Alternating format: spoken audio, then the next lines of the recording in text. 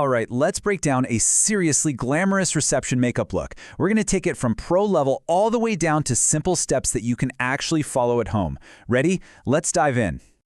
You know when you see someone at a big event and their makeup is just perfect and it lasts all night? You're probably wondering, how on earth do they do that? Well, I'm going to let you in on a little secret. It's not magic. It's all about technique. And today, we are pulling back the curtain on all those pro tips.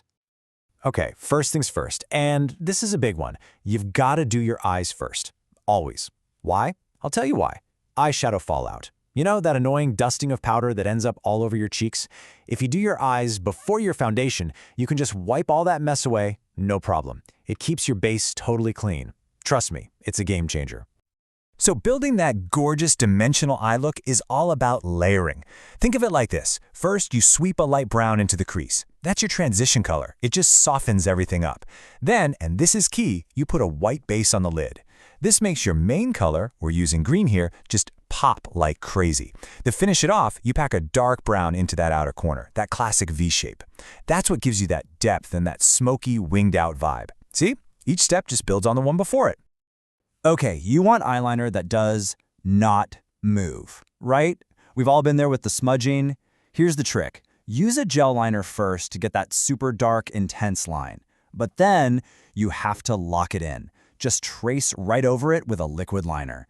That's the secret. It basically seals the deal and makes your liner completely bulletproof for the entire night. All right, let's get into the details, because this is what takes a look from good to wow. A little shimmer right under the brow bone? Instant eye lift. A bright pop of beige or white in that inner corner? It wakes up your entire face.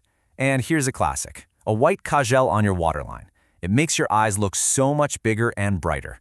These little touches are what really make everything look professional. Okay, eyes are done looking amazing. Now let's talk about the skin, that super glossy, flawless base.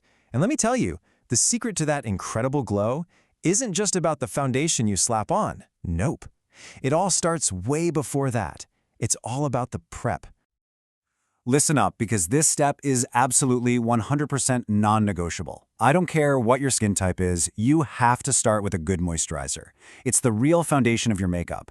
It just plumps up the skin and gives you this smooth canvas so your foundation can glide on beautifully, instead of getting all cakey and clinging to dry spots. This is what makes your base look like actual skin, not makeup. So let's talk about getting that perfect foundation match. The truth is, one bottle almost never cuts it, especially for a big event with all that bright lighting.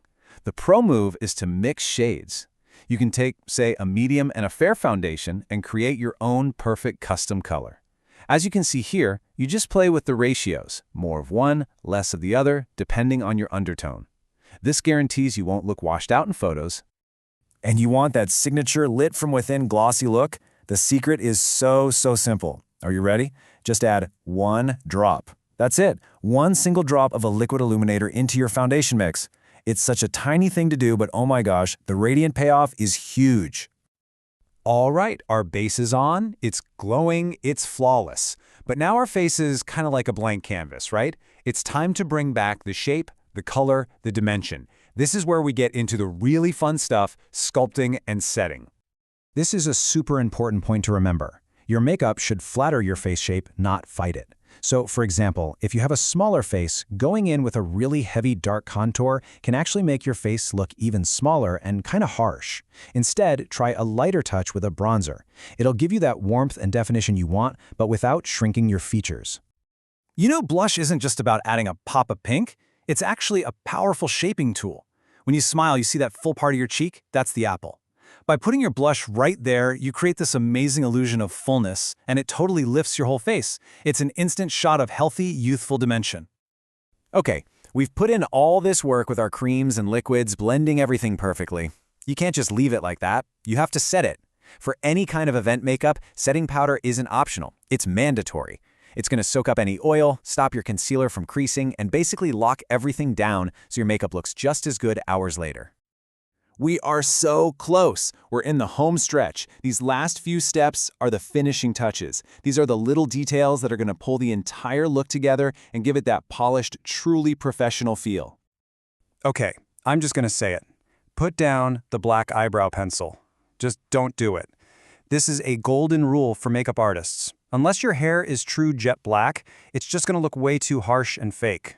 Always, always go for a dark brown. It gives you all the definition you need while still looking natural and framing your eyes beautifully.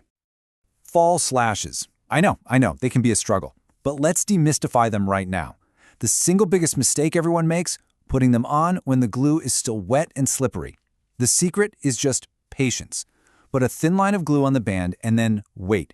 Seriously, wait until it's about 60 or 70% dry so it feels tacky. Then, when you place it on your lash line, it'll just stick, no sliding around. This one little tweak changes everything. And for our grand finale, the lips. Here's a really cool trick that artists use to get that super full, pouty look. Forget your regular lip liner for a second.